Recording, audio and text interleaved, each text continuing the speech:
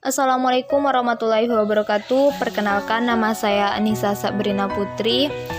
NIM saya 12140121329. Saya berasal dari Prodi Pengembangan Masyarakat Islam kelas B. Baiklah, di sini saya akan menjelaskan sedikit tentang Pancasila pada masa Orde Lama. Masa Orde Lama berlangsung selama lebih kurang 7 tahun lamanya, yaitu pada tahun 1959 sampai dengan 1966. Periode ini dikenal sebagai demokrasi terpimpin. Nah, apa sih yang dimaksud dengan demokrasi terpimpin itu? Demokrasi terpimpin adalah sebuah sistem demokrasi yang seluruh keputusan dan pemikiran dalam pemerintahan negara berpusat pada pemimpin negara tersebut. Pemimpin negara saat itu adalah presiden pertama kita, Bapak Insinyur Soekarno. Demokrasi terpimpin dicetuskan oleh Presiden Soekarno karena banyaknya gerakan separatis yang menyebabkan ketidakstabilan negara, tersendatnya pembangunan ekonomi karena sering terjadinya pergantian kabinet, sehingga program pembangunan yang dirancang oleh kabinet tidak berjalan secara utuh, serta badan konstituante yang gagal menjalankan tugasnya untuk menyusun Undang-Undang Dasar. Oleh karena itu, Presiden Soekarno mengeluarkan Dekret Presiden pada tanggal 5 Juli 1959.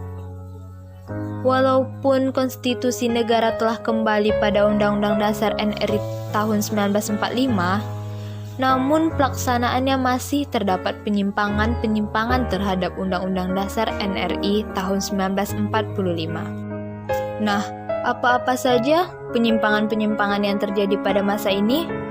Baik, di sini saya akan menjelaskan penyimpangan-penyimpangan apa saja yang terjadi pada masa Orde Lama ini.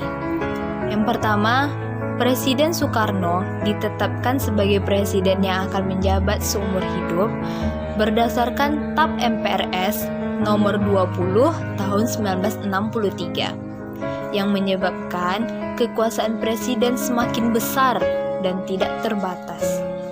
Yang kedua, Presiden mengeluarkan penetapan Presiden nomor 3 tahun 1960 tanggal 5 Maret tahun 1960 yang membubarkan DPR hasil pemilu 1955.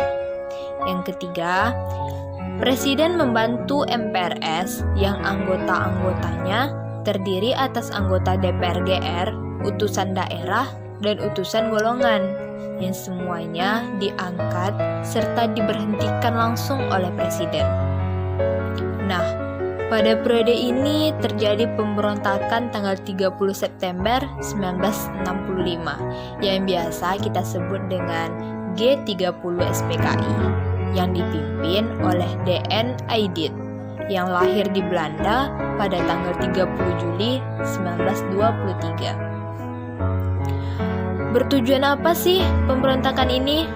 Tujuannya adalah menjadikan negara Indonesia sebagai negara komunis yang berkiblat kepada negara Uni Soviet serta menggantikan Pancasila dengan paham komunis. Paham komunis, apa itu? Paham komunis adalah paham yang tidak memberikan kebebasan bagi individual, tetapi sangat loyal terhadap kelompok.